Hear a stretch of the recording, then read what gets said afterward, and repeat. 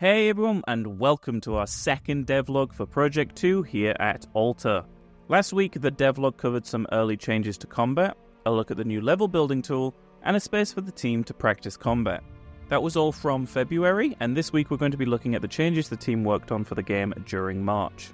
First up is a look at a new playtesting level that was made using that tool that Calvin showcased in the first devlog. I asked Calvin back again to give you all a tour of this new environment in the editor window and walk you through his process a little. Hello, this is Calvin. Today I thought I would do an in-editor fly-through of a much more complex environment that we have built using that tool.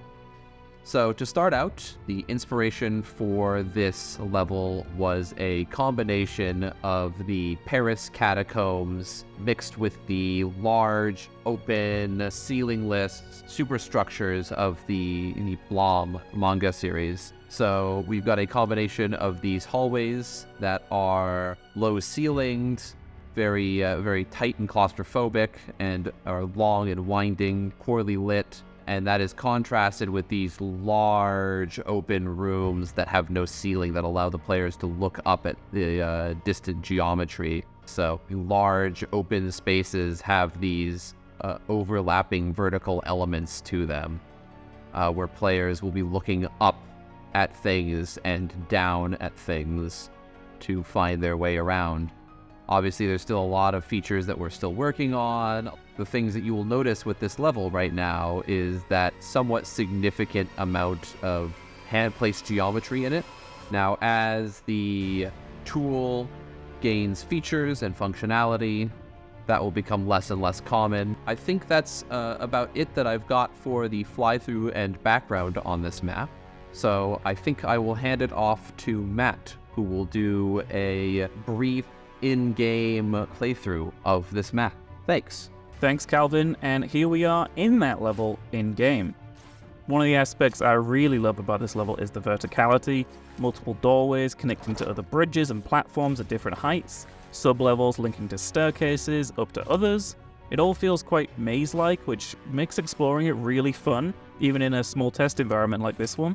The level is also letting us test things like enemy spawns, how common treasure chests will appear, and a ton of other useful things, the primary one being the versatility of the level building tool itself, even at this early stage in development. This level, just like the others in the game, can be adventured with other players. With the more open and multi-tiered areas in this environment, it's amazing to see other players from a distance, and of course you can group up to take down enemies. Next up, let's do a rapid update on our character, the interaction system, and an environment test scene. Zia, our 3D character artist, has been hard at work creating the high poly model of our player character. Leaning into the world building that has been happening as the game develops, we can see that this character tells a story just by looking at them, and there's going to be a lot more there to share in the future in regards to story in the world. But once the main sculpt of the character was complete, Zia added the character's default clothing, and that's where work continues at the moment. In future updates, we'll share the progress of this character as the low poly version is created and we see it in-game. Next up is an experimental modular environment that Sean, our lead environment artist, put together. This is a super impressive space in VR, and the huge columns really tower over you and give you this sense of how small you are in this massive space. I'm really excited to showcase the work that's been done on the environments in future updates, but this is just a little tease of what to expect as the environments take shape. Combined with the level building tool that we've showcased a few times in previous updates, I can't wait to share more soon. And lastly for this week's update is interaction. Joel has been busy implementing a satisfying interaction system into the game. Objects can be picked up, manipulated, and placed down. But not only that, you can now select objects from afar, pull them towards you, and throw them back out. It already feels super satisfying and has a haptic feedback system so you can feel the actions translated into the controller in your hand. Internally, we've been having a lot of fun testing and tinkering around with this system. Now you can juggle and spin cubes just like me. Also in March, the combat team were hard at work tweaking and updating the combat systems in the game, so I asked Alex a few questions about that and what to expect in the future. Hey Alex, what would you say the current goal of combat in the game is? Our aim is to infuse more dynamism into the combat system. We are working on enhancing monsters' understanding of the engagement distance between themselves and the player. This means that if the player stays too close to the monster, or even launches a attack combo, the monster will reposition itself, or even push the player away, just to reset the combat distance. The goal here is to encourage the players to adapt and strategize when engaging a monster that isn't just a fodder. Yeah, that sounds absolutely amazing. And actually, we've been playing a lot of combat internally for a lot of different playtests. What have we learned from doing this? Every playtest is a valuable learning experience for us. We gain insights into how the player's character movement influences the game, and we verify the reliability of new mechanics. We also identify the threshold at which the game becomes too punishing and frustrating for the testers. There is still a great deal of experimentation and A/B testing to be done. Here, our goal isn't just to realize the initial envisioned combat system, but to identify what engages the player and what doesn't. One thing we are certain of is that we don't want to end up with a boring, mindless combat. Even a single variable adjustment can tip the balance of the combat, making the enemy either too weak or too strong.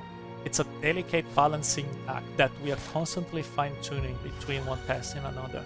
Yeah, and I think every time I play the game and test things out, it feels like all of those different things have been fine-tuned, and I can feel that every single time I play.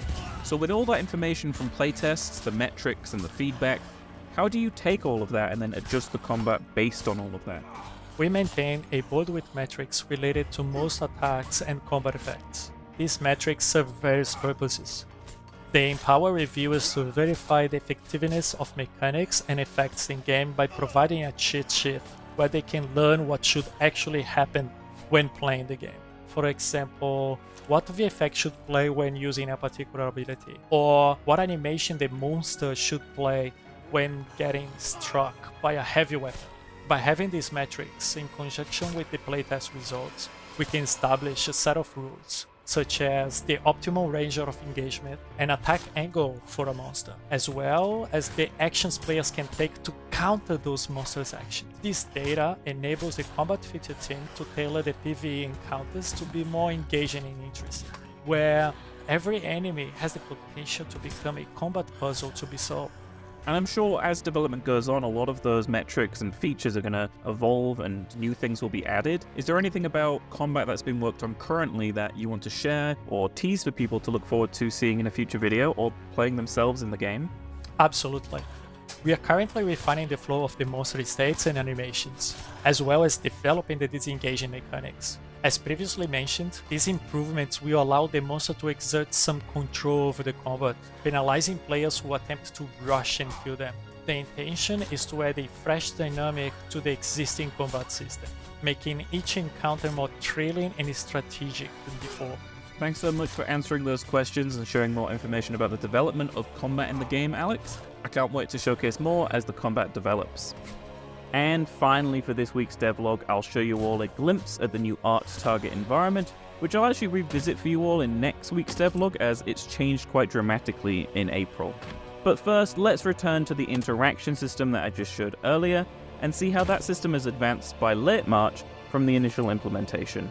Objects have been placed into one of our playtest environments, so we can see an early implementation of collecting loot, and then seeing it turn into gold in our inventory.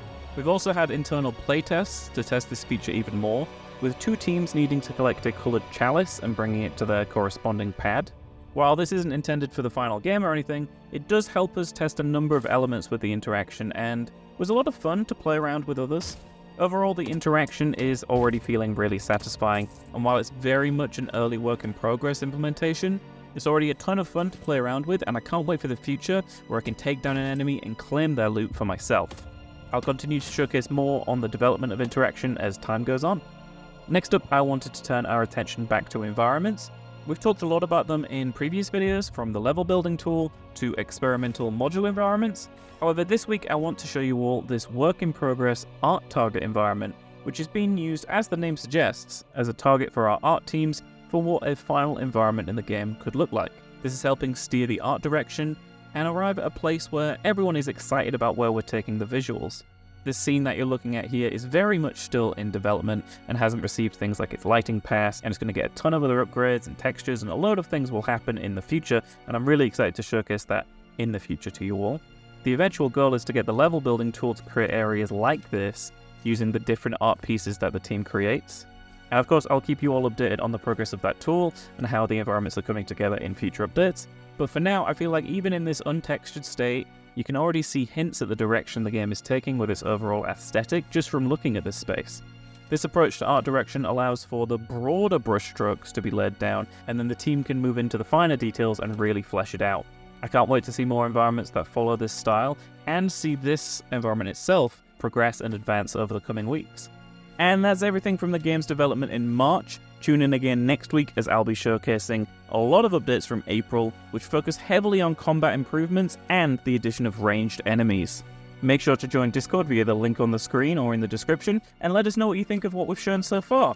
We also post these devlogs over on the Discord as well, so you can catch up with the progress of development now if you'd like. Thanks for watching, and make sure to tune in to the next one by hitting that subscribe button and selecting the bell so that you can be notified every single week when we release one of these brand new devlogs looking at the development of Project 2 here at Alta. I'll see you all in the next one.